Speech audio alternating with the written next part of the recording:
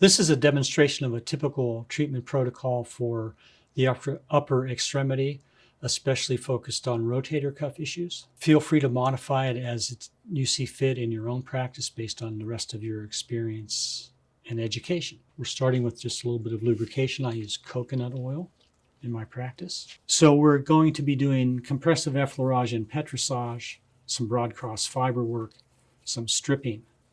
This looks different than the way we perform it on the lower extremity because the upper extremity is smaller and a little more challenging to do all these strokes on.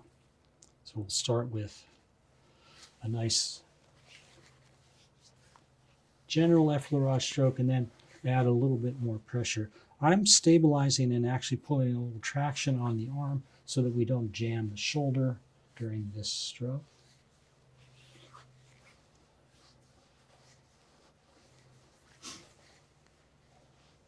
And then we can move into a little one-handed petrissage work.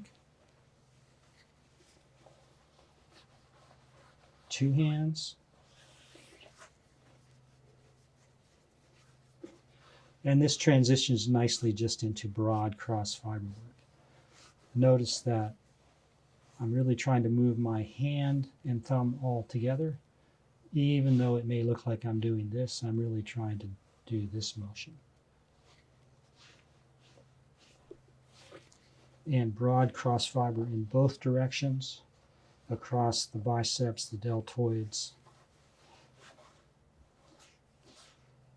the triceps, up around the shoulder, into the pecs a little bit.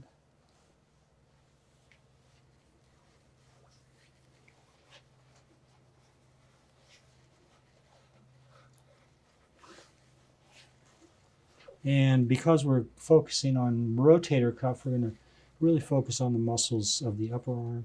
So a little stripping of the biceps, stripping of the deltoids,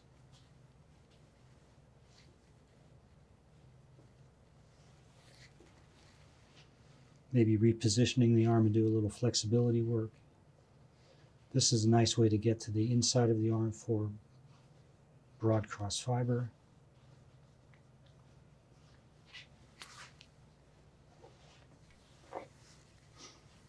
And then we would position the athlete in whatever we need to get access to the tendon to which we want to apply deep transverse friction. In this position, we could work on the tendon of the long head of the biceps or the tendon of the subscapularis. For working on infraspinatus and teres minor, or supraspinatus, prone position is actually more convenient for the practitioner.